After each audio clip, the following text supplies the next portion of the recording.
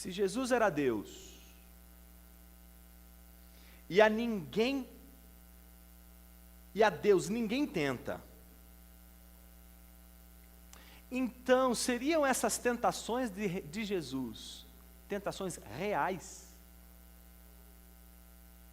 Se Jesus era Deus, e a Deus ninguém tenta, essas tentações são reais? Elas aconteceram? Elas de fato foram vivenciadas por Jesus? Uma pergunta como essa parece ser absolutamente despropositada, até o dia que a gente descobre que esta foi a pergunta que movimentou a boa parte da comunidade de cristãos, né, ali dos primeiros séculos da igreja cristã. Praticamente no século IV as pessoas discutiam essa questão, e discutiam a fundo essa questão, tudo por causa de um presbítero. Está vendo? O presbítero é uma questão importante na vida da igreja. Não é? Esse presbítero alexandrino começou a ensinar que só existia um Deus verdadeiro, Deus o Pai, e que Cristo havia sido criado por Deus na eternidade. Na eternidade. Portanto, Jesus estaria subordinado a Deus Pai, pelo fato de ele ser criatura, só pelo fato de o Pai tê-lo criado. Esse presbítero chegou a essa conclusão, obviamente, porque interpretou algumas passagens bíblicas de uma maneira equivocada. Ele lia, por exemplo, Tiago, capítulo 1, versículo 13, que diz o seguinte: Deus não pode ser tentado pelo mal, e Ele mesmo a ninguém tenta. Ele lia esse texto e dizia o seguinte: se Deus não pode ser tentado pelo mal, e Jesus foi tentado pelo mal, Jesus não pode ser Deus. Então, com base nessa lógica, de que Deus não pode ser tentado, e Jesus foi tentado, então Jesus não poderia ter sido Deus, esse presbítero começou a ensinar que Jesus não poderia mesmo ser Deus, uma vez que ele foi tentado por Satanás. Seu nome era Ário. E seu ensino ficou conhecido como arianismo. Ensino que foi considerado pela longa e importante tradição da igreja cristã ocidental como uma heresia, graças a um gigante, um outro presbítero, e esse dos bons, chamado Atanásio, aquele que não morre, o imortal, Athanatos, aquele que não conheceu a morte. Esse é o nome dele, mas ele conheceu a morte, obviamente. Atanásio de Alexandria foi aquele que defendeu com unhas e dentes uma das doutrinas mais importantes da fé cristã. Não importa se você é um católico romano, se você é um católico ortodoxo, se você é um protestante. Se nessas três grandes tradições cristãs você afirmar que Jesus não é Deus, as três tradições vão negar e vão tomar como heresia. Graças ao trabalho incansável de Atanásio, em torno da crítica que se fazia ao pensamento ao pensamento de Ário, que gerou esse falso ensino dentro da igreja.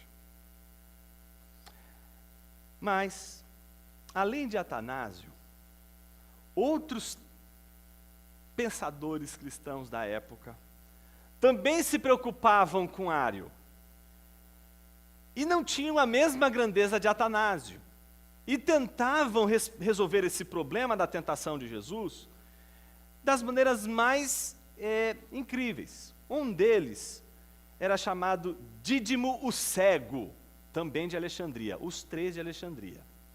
Dídimo era um cristão copta, vivia em Alexandria, e para resolver o dilema, o que Dídimo fez? Dídimo disse o seguinte: as tentações de Jesus não são reais. Porque Jesus, por ser Deus, não poderia seduzir-se por elas. Então ele não queria negar que Jesus era Deus, não queria negar a humanidade de Jesus, mas ao mesmo tempo, para sustentar a crença de que Jesus era Deus, mas ao mesmo tempo o fato de que Satanás havia tentado Jesus, ele precisou, na sua maneira de enxergar a situação, despotencializar as tentações de Jesus, minimizando as tentações de Jesus, fazendo com que as tentações de Jesus não tivessem sido tentações para valer. Veja bem, a gente não pode dizer que Jesus foi tentado. Então era o pensamento que de alguma forma tentava tirar da rota da reflexão sobre Jesus como Deus a ideia da tentação. E uma vez que a tentação gerava todo aquele problema, era melhor que a tentação fosse concebida, dizia Dídimo, como algo irreal, como algo fictício. Embora ele tenha tido a melhor das boas intenções, ele errou porque deixou escapar pelos dedos, não a divindade de Cristo, porque ele defendia a divindade de Cristo, e porque ele estava tentando defender a divindade de Cristo, que ele negou a realidade das tentações. Mas ele deixou escapar pelos dedos a humanidade de Jesus. Ele perdeu foi a humanidade de Jesus.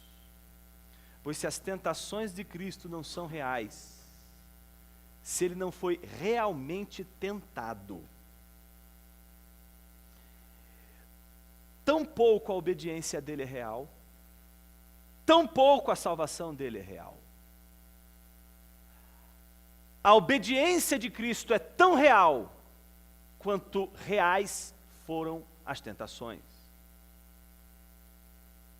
Portanto, as tentações eram sim reais, tanto quanto a obediência de Jesus. E o autor de Hebreus, capítulo 4, versículo 14 e 15, nos lembra disso quando ele diz: tendo, pois, a Jesus, o Filho de Deus, como grande sumo sacerdote, que penetrou os céus, conservemos firmes a nossa confissão. Veja, porque não temos sumo sacerdote que não possa compadecer-se das nossas fraquezas. Antes, foi ele tentado em todas as coisas, à nossa semelhança, mas sem pecado. Portanto, as tentações que Jesus vivenciou e sofreu eram reais. Ora, uma vez que elas são reais, quais lições poderíamos tirar disso? Quais lições poderíamos tirar deste evento, Cristo resistindo às tentações de Satanás no início do seu ministério? O que estas tentações de Jesus dizem sobre ele? Mas o que elas dizem também sobre nós? Eu queria expor de uma maneira diferente da maneira que eu tenho, em geral, exposto os sermões dedicados a responder essa pergunta: quem é Jesus? Hoje não vai ter 3 pontos, hoje o sermão não é batista. Não tem 3 pontos, né? Dizem que o sermão batista sempre tem 3 pontos. Você fala sobre o amor de Deus, ponto 1. Você fala sobre a graça de Deus, ponto 2. E o 3 você já sabe, né? O batismo. Então sempre tem o terceiro ponto é sempre o batismo e ponto final. Hoje o sermão não é um sermão batista, não é um sermão de 3 pontos, não é um sermão de 3 passos, não é um sermão de 4 tópicos. Eu queria ler esse texto com você diante dessa mesa. Uma coisa é a gente meditar sobre as tentações e fazer um discurso, uma pregação, um sermão sobre as tentações. Outra coisa é a gente refletir sobre esse texto à luz da mesa do Senhor, à luz dessa manifestação tão importante da Igreja de Cristo Jesus, que expressamos quando tomamos o cálice, quando comemos do pão. O que significa pensar sobre as tentações de Jesus levando em consideração esse contexto? Significa que a gente vai precisar ler o texto, sendo conduzido por esse ambiente, sendo conduzido pelo exame que a gente já está fazendo de nós mesmos, antes de comermos e bebermos da ceia do Senhor. Voltemos ao texto, versículo 1. O texto começa dizendo que Jesus estava cheio do Espírito Santo. Meus irmãos, isso diz tanto. Diz tanto sobre santidade.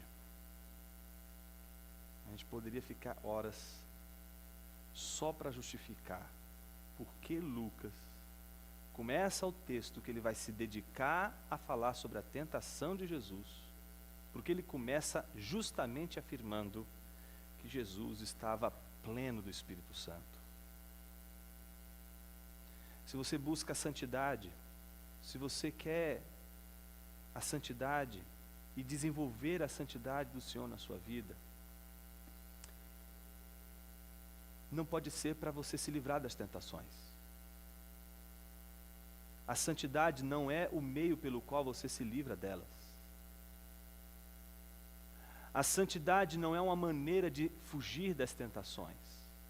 A santidade, ela não vai te blindar contra as tentações.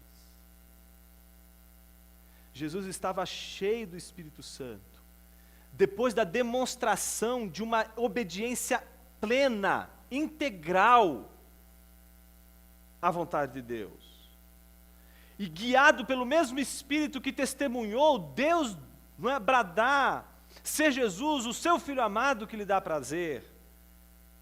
Ele conduz Jesus ao deserto. E aí essa é a segunda palavrinha que tem que entrar em choque.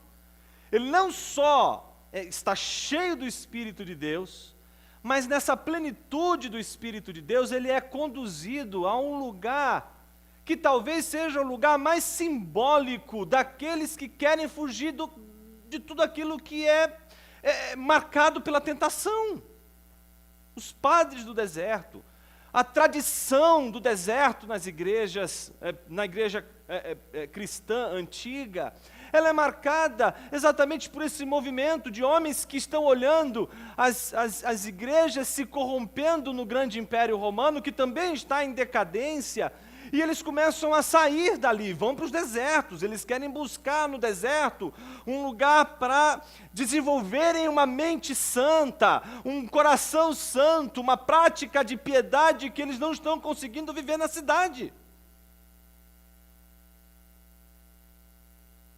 E é o curioso porque eles fazem esse movimento porque eu nunca vi nada de interessante num deserto. Ele diz assim, olha, eu quero planejar minha vida para passar o resto dela num deserto. Sem nada. O deserto é o lugar mais improvável para você ser tentado. O deserto é o lugar menos provável para a tentação. Nesse deserto não tem árvores frondosas.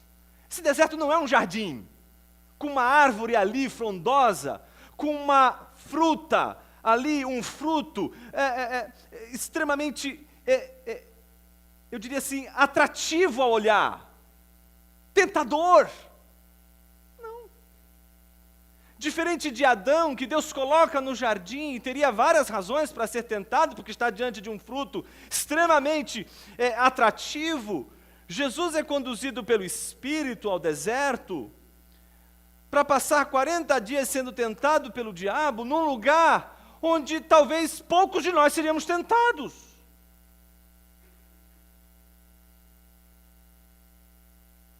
O deserto, portanto, não parece ser um lugar adequado para a tentação. Alguma coisa deveria ser feita aqui, e a gente pensar, peraí, a estratégia de Satã está meio esquisita. Não é? A maneira de se tentar o homem não parece ser essa.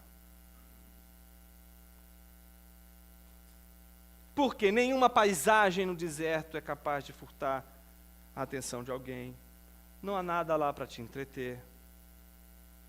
Contrário do jardim do Éden, no deserto, você só tem pedra. O fato de um fruto tentar alguém parece ser plausível, mas pedra? Alguém ser tentado por pedra? Olhar para uma pedra e falar assim, que vontade de dar uma dentada nessa pedra. Alguém ser tentado por pedras, areia. As pessoas são tentadas por um fruto que é agradável aos olhos, que lhes provoca o lascivo. No entanto, o texto diz que Jesus foi levado por Satanás ao deserto.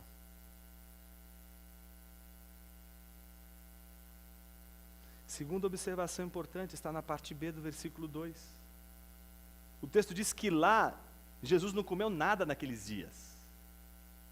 E no final daqueles dias, que eram 40 dias, Jesus teve o quê? Fome.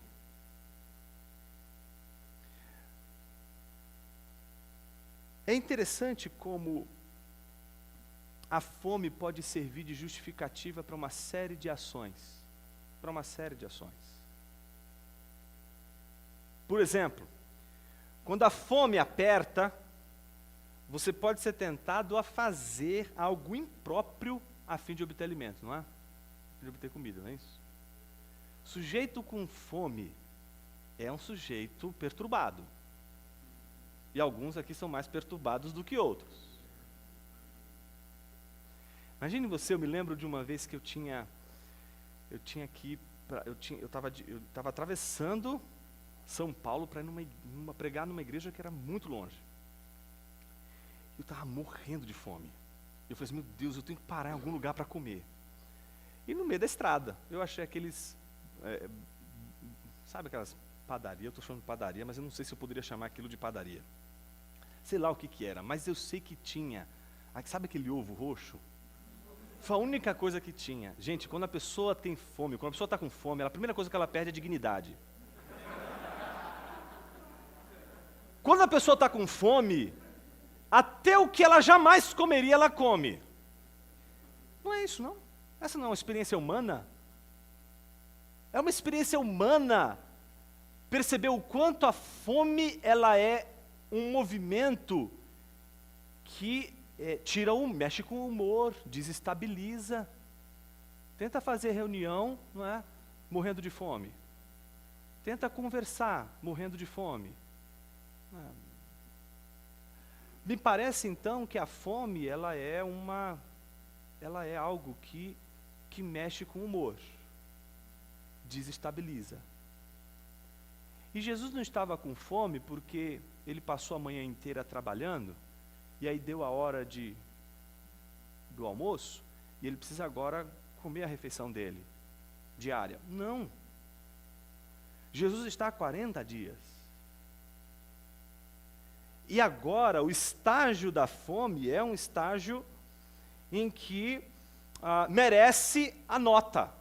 Merece uma nota de desconforto.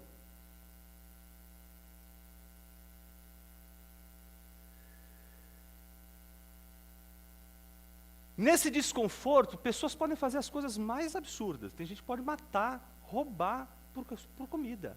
E é uma questão natural do ser humano. O ser humano, ele na fome, ele é capaz de fazer qualquer coisa. No entanto, apesar de você ser capaz de roubar, matar, fazer o que for, não é? Comer as coisas mais terríveis desse mundo para poder matar a fome que está dentro de você, uma coisa eu posso dizer, eu acho que com um pouco de segurança, você jamais vai se sentir tentado a olhar para uma pedra, né, e ser tentado a transformar ela num pedaço de pão. Esse é um tipo de tentação que eu e você nunca vamos ter. A gente pode ser tentado quando a gente vê a comida de verdade. A gente pode ser tentado quando a gente está diante do alimento de verdade. Já está diante de nós e estamos famintos. e somos capazes de fazer qualquer coisa para obter esse alimento. Mas ninguém aqui é tentado quando não vê o alimento. O interessante é que ninguém, a não ser Deus, teria o poder de transformar pedra em banquete. Não é isso? Deus pode fazer isso. E Jesus nos deu prova disso, não deu? Qual foi o primeiro milagre que Jesus fez? Transformou água em vinho. Ele pode mudar a natureza das coisas. Tem esse poder. Ele poderia muito bem transformar, como ele transformou água em vinho, transformar pedra em pão. Mas essa tentação não é a nossa tentação. Eu e você não temos essa tentação. Se fôssemos conduzidos por Satanás ao deserto, para ser tentado por ele jamais ofereceria para a gente uma pedra. Ele jamais falaria para a gente, olha para essas pedras aqui. E jamais nos tentaria naquilo que nós não podemos fazer. Porque nós não podemos transformar pedra em pão. No entanto, Satanás tenta Jesus, sabendo do que Jesus pode fazer. Primeira coisa, se eu pudesse dizer ironicamente, uma das virtudes de Satã é a certeza de que Deus existe e de que Ele é poderoso. Coisa que falta na vida de muitas pessoas. Tem muita gente que não consegue ter essa virtude, mas ele tem. E ele sabe que Deus existe, sabe que Ele é poderoso, não questiona isso, não põe em dúvida o poder de Deus, não põe em dúvida a existência de Deus, mas, sabendo do poder de Deus, tenta o Filho de Deus. Jesus é Deus, e Ele demonstrou isso quando transformou água em vinho, como a gente acabou de dizer. Ele transformou água em vinho, pode transformar pedra em pão. E é claro que Jesus poderia fazer isso. É claro que Ele poderia transformar pedra em pão. Mas por que isso seria uma tentação para Jesus? Porque não foi uma tentação para Jesus transformar água em vinho, mas foi tentação para Jesus transformar pedra em pão. Ainda mais tendo uma razão plausível, aparentemente plausível, Ele está faminto. E Ele é Deus. E Ele pode transformar a pedra em pão. O que tornaria essa atitude de Jesus indecente, imoral, ao ponto de Jesus, se transformasse pedra em pão, tivesse ali cometido o erro, o pecado que jamais ele teria cometido. Mas por que cargas d'água? Por que cargas d'água? Aquela tentação seria, transformar a pedra em pão seria a tentação de Jesus. A primeira coisa que a gente descobre quando a gente analisa esse texto com mais clareza, com mais calma, é de que Jesus precisava primeiro desmascarar a crença que mais alimenta a frustração do homem. E isso vale para todo homem. A crença de que Deus existe para atender nossas necessidades. Deus não existe para te fazer feliz. Deus não existe para satisfazer sua fome. Deus não existe para resolver os nossos problemas morais, os nossos problemas materiais. Mas Ele pode resolver tudo isso. Mas Ele não existe para tudo isso. E me parece que a nossa maior tentação é sempre reduzir a nossa relação a Deus como aquele que sempre existe para atender nossas necessidades. Me parece que nós recorremos sempre a Deus apenas para satisfazer nossas necessidades. E a coisa mais difícil do mundo é recorrermos a Deus para servi-lo, para cultuá-lo. Jesus ali está diante do grande desafio. Você vai fazer o mesmo que os outros homens fazem? Vai ser mais um homem que vai estar aqui diante da pedra, diante do pão e diante de todo o poder, traduzir tudo isso em um movimento extremamente voltado para si mesmo? Ou será que aqui você vai cultuar mais uma vez a Deus e servir a Deus? Me parece que quando Jesus responde a Satã, está escrito, não só de pão viverá o homem, ele estava dizendo a Satanás, não apenas que Satanás estava equivocado com relação a como ele reagiria diante da tentação, mas mais do que isso, Jesus está dizendo aos homens que Deus não nos criou como se fôssemos necessitados apenas daquilo que comemos, bebemos ou vestimos. Nós reduzimos a nossa vida às necessidades, e por isso andamos ansiosos. Jesus diz, não andeis ansiosos quanto ao que haveis de comer, beber ou vestir. Não é a vida mais importante do que todas estas coisas? Parece que existem coisas que são mais importantes do que as nossas necessidades mais básicas, mais elementares. Quem aqui acha injusto ter fome? É o contrário. É absolutamente compreensível que uma pessoa tenha fome, e é absolutamente compreensível que saciar a sua fome é algo absolutamente normal da ordem do dia.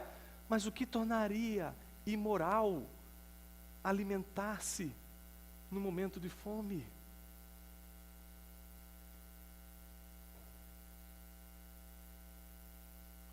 Me parece que o que está por detrás de toda a tentação de Satanás, e que nos faz perguntar por que Jesus não transformou aquela pedra em pão e saciou a sua fome, está centrado exatamente na sua resposta, quando Jesus diz, mais uma vez a Satã, está escrito, nem só de pão viverá o homem. Minha pergunta é, o que Jesus encontrou naquela hora que era mais importante do que saciar uma necessidade tão básica, tão elementar?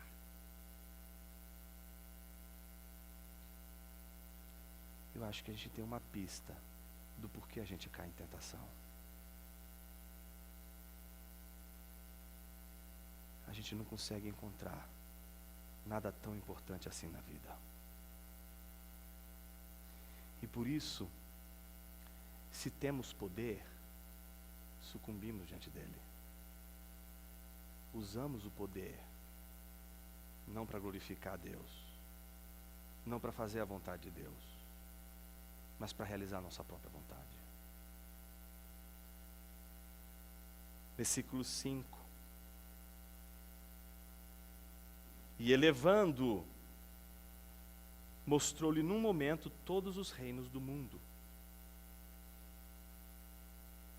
Gente, não existe tentação sem emboscada.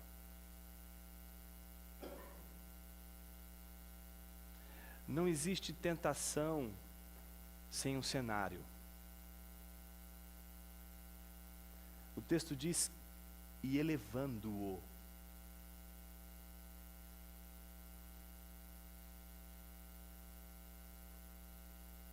Toda tentação tem uma emboscada. Mas a pior de todas as emboscadas, pior de todas elas, é aquela que a gente vai chamar aqui de emboscada da imagem ídolo. Emboscada da imagem ídolo. Jesus está no deserto. Não saiu do deserto. Ele está no deserto. Mas o Satanás o que faz? Elevando-o, mostrou-lhe num momento todos os reinos do mundo. Será que existe um lugar que a gente possa ver todos os reinos do mundo? Ou será que essa elevação é aquele tipo de elevação que nos oferece aquela imagem que a tentação sempre nos oferece e que nos faz mergulhar numa espécie de imaginário, não é? que nos tira do real, que nos tira do lugar de onde a gente está. Uma emboscada para funcionar tem que nos enganar. Uma emboscada que não engana não é emboscada. Uma emboscada que não trabalha com a trapaça, que não nos trapassa, que não nos engana, que não nos ludibria, ela não é uma emboscada. A emboscada ela é caracterizada exatamente pelo engano, pelo engodo.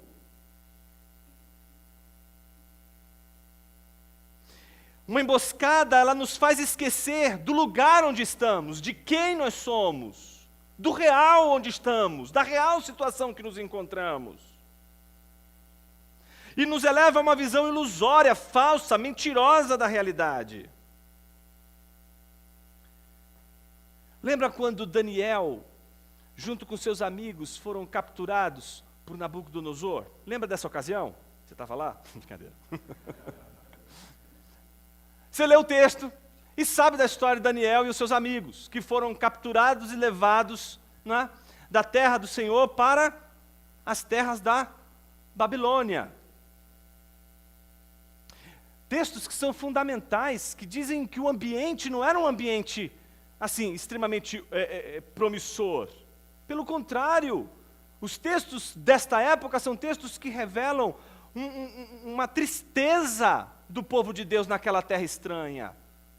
Às margens dos rios da Babilônia, nós nos assentávamos e chorávamos, lembrando-nos de Sião, e nos salgueiros que lá havia pendurávamos as nossas harpas, porque aqueles que nos levaram, que nos capturaram e nos levaram às terras da Babilônia, pediam-nos que entoássemos o cântico do Senhor, mas como? Como haveríamos de entoar o cântico do Senhor numa terra estranha? Eles estão numa terra estranha, num povo que fala uma língua estranha, num contexto estranho, com uma comida estranha, com uma ciência estranha, com tudo estranho.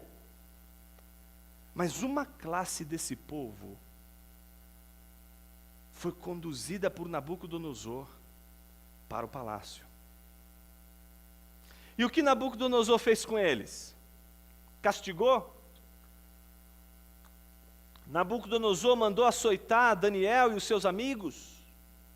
Colocou eles para trabalhar forçado? Não.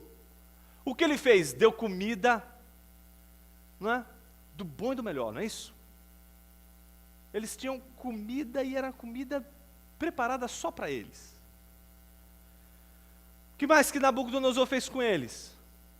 Deu a eles ciência, conhecimento, língua, vai aprender a cultura dos caldeus. E que mais que ele fez? Mudou o nome deles. O nome, cada nome tinha uma referência a Deus, agora o nome tem a referência a um dos deuses do panteão babilônico. Mas o que está claro? Que Nabucodonosor tratou eles como príncipes. Se existe uma estratégia claramente ali presente em Nabucodonosor, não é outra senão a do esquecimento. Toda emboscada, ela é baseada no esquecimento. Esquecimento de quem nós somos, onde estamos, o que estamos fazendo, onde estamos fazendo, o que estamos fazendo. Toda emboscada trabalha com esquecimento. É o esquecimento, inclusive, do real. Eles tinham que esquecer que, inclusive, eles são, não é, escravos. Mas é que eles estão vivendo como príncipe. Eles estão comendo do bom e do melhor. Como eles poderiam achar aquilo pior do que antes? A sabedoria de Daniel foi a sabedoria de não se alimentar das finas iguarias. Ele sabia o que estava por detrás de tudo aquilo. Ele sabia a tentação que seria se submeter ao encantamento de toda aquela elevação que Nabucodonosor promoveu entre aqueles homens. A elevação é sempre um esquecimento da nossa realidade. Jesus está no deserto, mas a elevação o coloca num contexto onde ele vê todos os reinos da terra.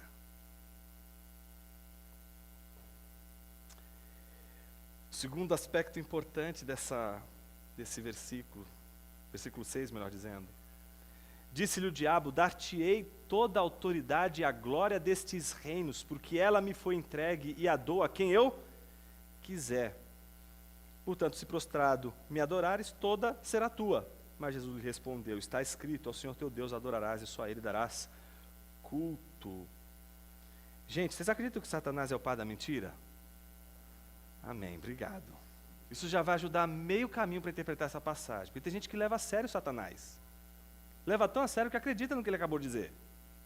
Tanto é que dá a prova. Olha Brasília, Jonas. Só pode ser coisa do demônio aquilo ali. É dele aquilo ali. Brasília é do diabo. Porque todos os reinos da terra, todos os governos pertencem a ele. Aliás, esse é o texto que muitos cristãos que defendem a impossibilidade do cristão exercer uma influência expressiva na política, é por conta exatamente de uma leitura equivocada dessa passagem. Porque entende que lá é o reino de Satã. E por isso nós não podemos nos envolver com as questões de Satã.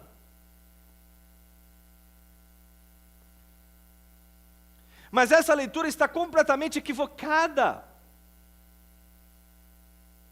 Satanás não poderia dar essa autoridade a Jesus, mesmo porque ele não a tinha. Não é porque Satanás está dizendo isso na Bíblia que aquilo que Satanás está dizendo é verdade. O que é verdade? Que ele disse uma mentira, meus irmãos. E não que ele disse uma verdade. A grande verdade é que ele é um mentiroso. Todos os reinos da terra, todos os governos, tudo aquilo que existe nesse mundo já está debaixo do senhorio de Jesus Cristo e nunca esteve longe da mão e do governo de Jesus Cristo. Ele é o Criador dos céus e da terra, sem Ele nada do que foi feito se fez. Ele é o mediador de toda a criação. Colossenses diz que Ele é a autoridade sobre as coisas visíveis e invisíveis, as celestiais e as terrenas. Não há reino, não há potestade que não esteja debaixo do senhorio de Jesus Cristo.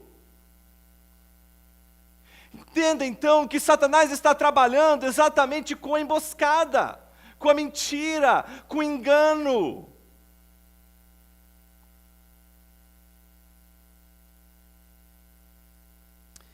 Mas o que me chama a atenção é a arma que Jesus usou para vencer e sair dessa emboscada.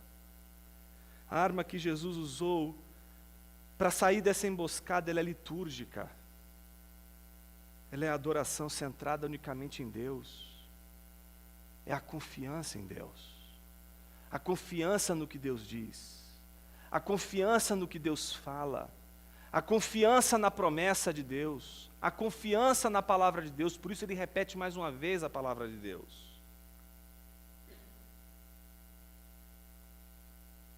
Versículo 9. Então o levou a Jerusalém. Não deu muito certo a mentira dele. Então agora ele leva a Jerusalém. E coloca ele onde?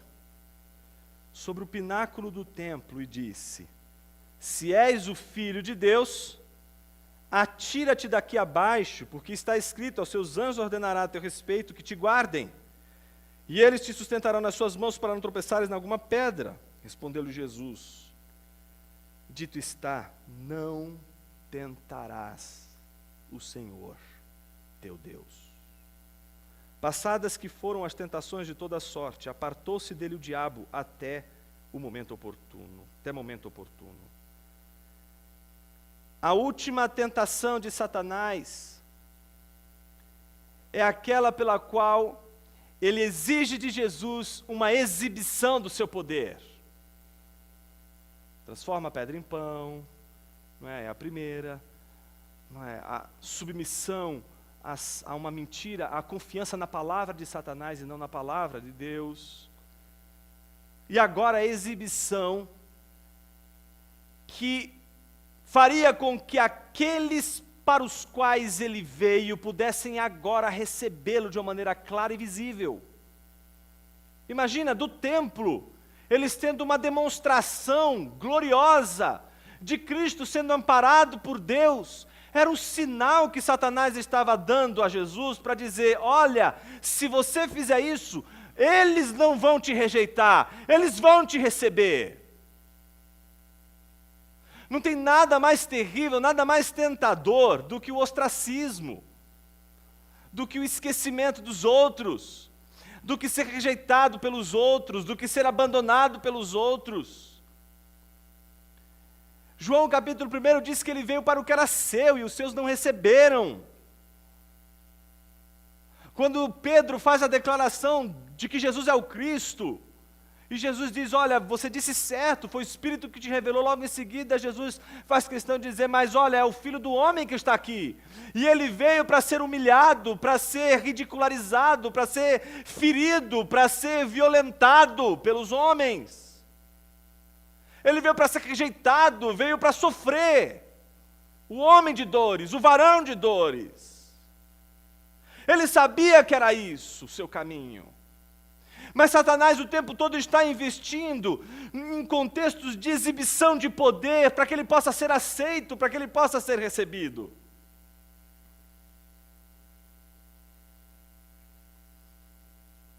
Se Jesus pulasse, ele invalidaria a palavra de Deus. Pois desde o Éden, desde o jardim do Éden, a antiga serpente não questiona a existência de Deus, mas a autoridade da sua palavra. A antiga serpente sempre soube que Deus existe, mas ela é o antagônico, ela é o, melhor dizendo, o antitipo da autoridade de Deus, o que vai contra a autoridade de Deus. Se Jesus entrasse naquela dinâmica de provar, de ter que provar, ele teria deixado de confiar na palavra de Deus. Você parou para imaginar como Jesus lidou com a tentação? Usando apologética. Jonas, o que é apologética? Defesa da fé. Existem muitos apologetas, gente que defende a fé. E a gente acaba usando a apologética apenas como uma ciência para defender a fé. Mas Jesus nos ensinou que a apologética serve também para lidar com as tentações. E a única apologética que vai bater de frente com a tentação é aquela que está centrada na palavra e na confiança na palavra de Deus. Em outras palavras, se você não conhece a palavra, vai ser difícil, impossível resistir a Satanás. Tua única esperança é o conhecimento da palavra de Deus. Se faltar o conhecimento da palavra de Deus, vai faltar a você a fonte de temor que você precisa para não sucumbir diante da tentação. Parece, portanto, que o principal ensino de Jesus é de que a confiança na palavra de Deus é o único escudo contra Satanás.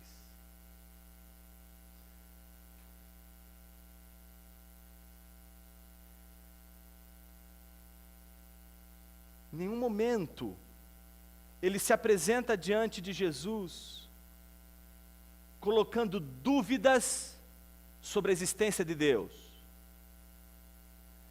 Em nenhum momento Jesus precisa arquitetar argumentos para provar que Deus existe. Todas as investidas de Satã contra Jesus são investidas que acabariam, que minariam com a submissão de Jesus a Deus, à vontade de Deus em obediência. Será que a tentação não representa a mesma coisa em nossa própria vida? Será que somos tentados não porque o diabo quer nos destruir, mas porque a alegria e o prazer dele é ver o povo de Deus insubmisso? Não, ele não quer destruir a igreja, ele quer desviar a igreja da cruz, desviar a igreja de Jesus. entorpecer a igreja, fazer a igreja pensar coisas, não é, que a levam para longe da realidade do seu chamado, da sua vocação. Ele quer entorpecer os crentes, a fim de que os crentes possam esquecer quem eles são, de onde eles vieram, onde eles estão, o que Deus quer deles, o que precisa ser feito, o que devemos fazer. Me parece que o inimigo das nossas almas não quer nos destruir. Ele quer o espetáculo da desobediência. Ele quer o espetáculo da insubmissão. Ele quer o espetáculo da revolta contra o Criador. Ele quer o espetáculo daquilo que contraria a vontade de Deus. E ele se alegra na nossa insubmissão, se alegra na nossa desobediência, se alegra na nossa maneira de enxergar as coisas de Deus de uma maneira completamente descompromissada.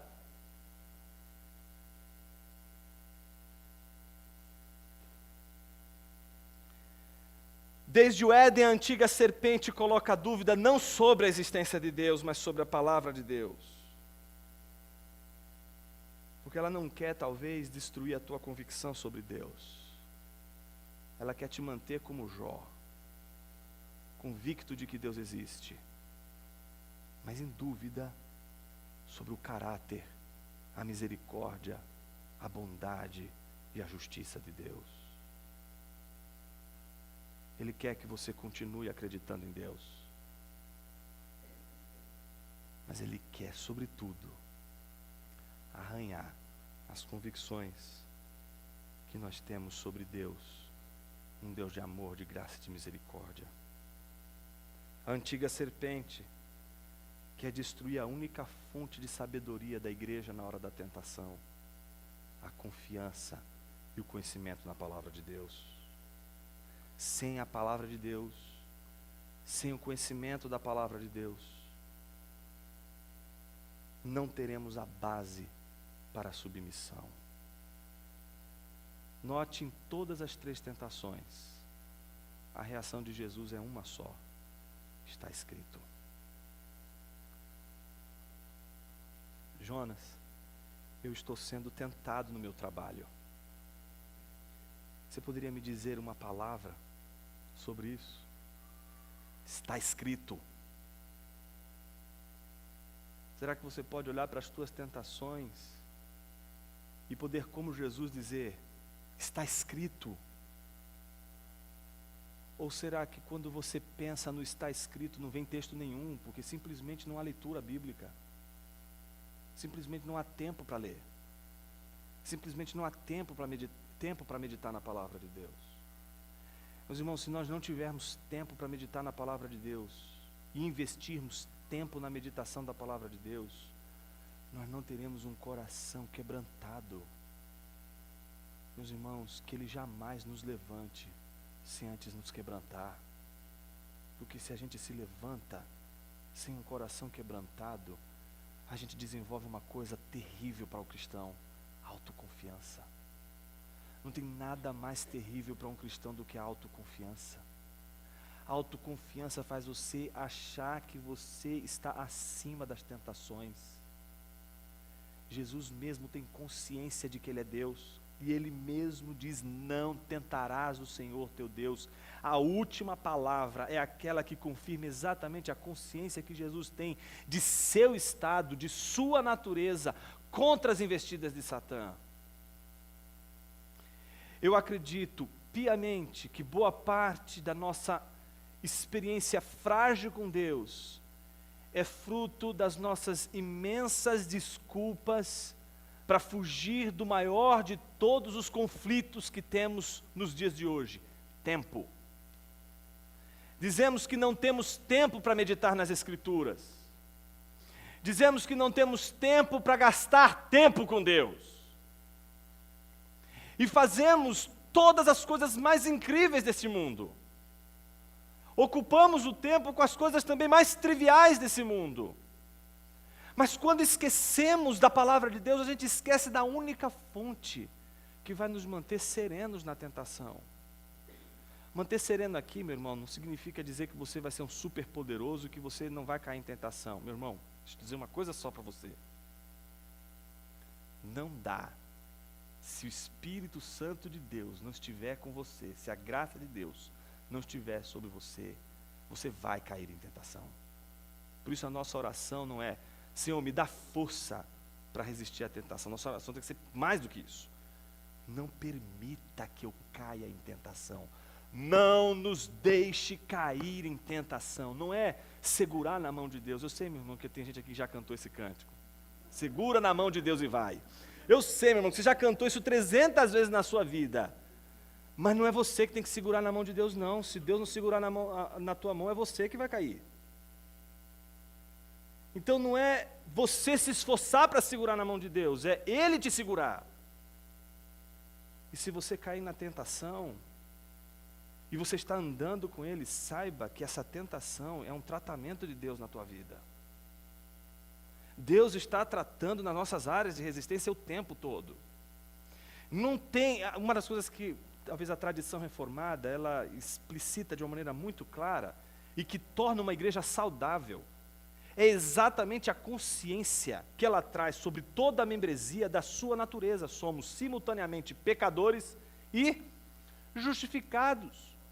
Somos ao mesmo tempo agraciados pela justificação, pela representatividade suficiente de Jesus na cruz, que nos purificou de todo o pecado, e o paradoxo é esse: permanecemos também sob as vicissitudes de nossa natureza. E às vezes a gente não se dá conta do quanto o nosso coração, ele precisa da palavra de Deus. Como está o teu coração? Como está a tua experiência de leitura, de meditação nas Escrituras? Enquanto eu meditava nesse texto, cheguei a comentar algumas vezes com a minha esposa, né?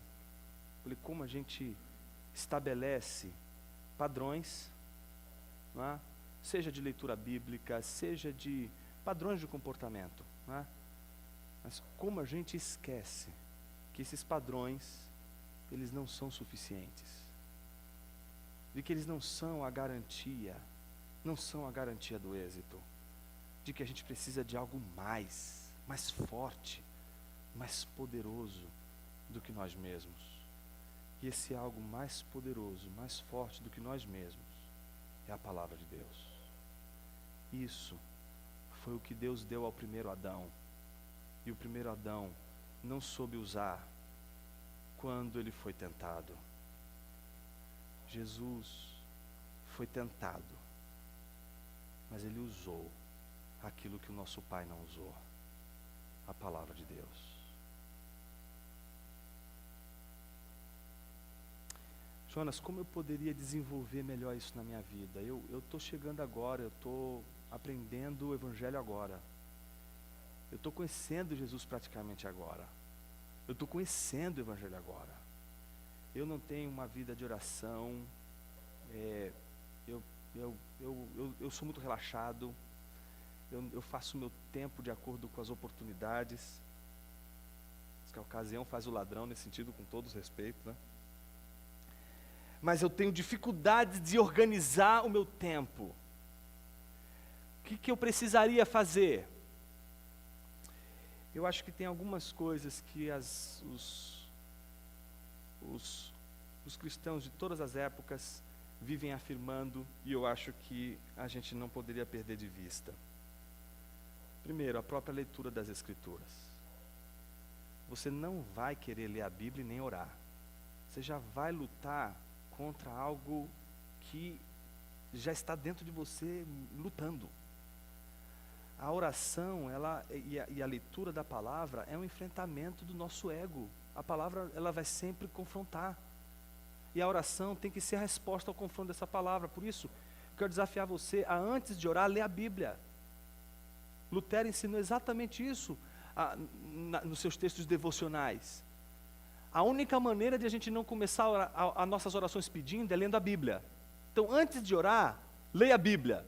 Você vai ler a Bíblia, E aí a Bíblia vai te dar o tema da oração. Não deixe que a sua agenda diária dê o tema da oração. Deixe a agenda das suas orações ser construída pela leitura da palavra. Leia primeiro as Escrituras e ore respondendo aquilo que as Escrituras está te confrontando. Segundo, converse sobre o Evangelho com irmãos e irmãs. Não é a mesma coisa. Sabe, a igreja não é a comunhão dos irmãos, não é aquela coisa do tipo, vamos tomar ali um lanche e ficar conversando sobre o Palmeiras, porque assunto não ia faltar, vai ter assunto Palmeiras, vai ter esporte, vai ter várias coisas triviais da vida. A gente pode ter todos esses tipos de assunto, não há nada de errado com isso, mas é outra coisa quando você sai para conversar com o irmão sobre o Evangelho, conversar sobre o Evangelho, falar sobre o Evangelho, explicar como você está vendo o mundo pelo Evangelho e ouvir como que o outro está enxergando o mundo pelo Evangelho.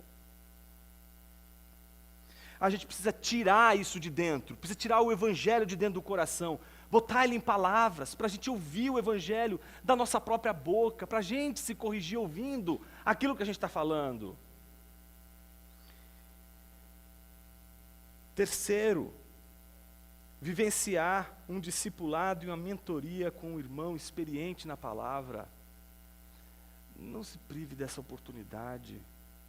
Não se prive de ter um irmão, uma irmã que tenha mais experiência na caminhada cristã e que possa te caminhar contigo. Eu acho que essa é uma das maiores bênçãos que a gente pode ter na vida. E a gente tem que saber cuidar dessas pessoas com carinho. E isso não é uma coisa da noite para o dia. Não é tipo assim, Jonas, gostei disso, gostei desse terceiro tópico, vou procurar um mentor. Filho, você não vai conseguir encontrar esse cara da noite para o dia. Ele não vai te conhecer da noite para o dia. Então ele vai precisar de tempo. Você vai precisar cultivar com ele uma amizade. Vai ser um longo tempo de caminhada junto. Lá para frente, quando vocês estiverem andando um pouquinho de tempo junto, aí ele vai saber já quem você é, um monte de coisas que você fala. Ele vai poder trabalhar junto com você de uma maneira muito mais profunda, mas isso vai exigir tempo. Não dá para você escolher, por exemplo, como mentor, uma pessoa, já que você falou, Jonas, uma pessoa madura, vou escolher como mentor um cara de 92 anos de idade. Não dá, daqui a 20 anos, quando o negócio vai ficar bom, Deus vai levar ele. Então você tem que escolher, tem que pegar um cara mais próximo de você, não precisa pegar um cara tão novo, mas não precisa pegar um cara tão velho, pega ali perto de você, pega ali, próximo de você, mas que tenha mais experiência e que possa caminhar com você um longo período. Porque, assim, você pode conversar com um mentor hoje e falar com ele, olha, eu estou precisando de ajuda nisso. Ele vai poder falar um monte de verdade na sua cara, você não vai gostar e nunca mais vai olhar na cara dele. A gente só vai escutar as verdades que a gente não quer escutar de pessoas que a gente confia, ama e entrega o coração. 3 coisas importantes: ler a Bíblia. Segundo, conversar com membros da igreja, se envolver com a membresia, conversando temas sobre o Evangelho, para conversar sobre o Evangelho. E discipulado. Eu creio que quando uma igreja enfrenta isso de uma maneira clara e precisa, como um objetivo da sua caminhada, essa igreja ela começa a apontar uma vivacidade na sua experiência que é muito mais importante do que qualquer outro programa de entretenimento que a igreja possa investir em seus membros.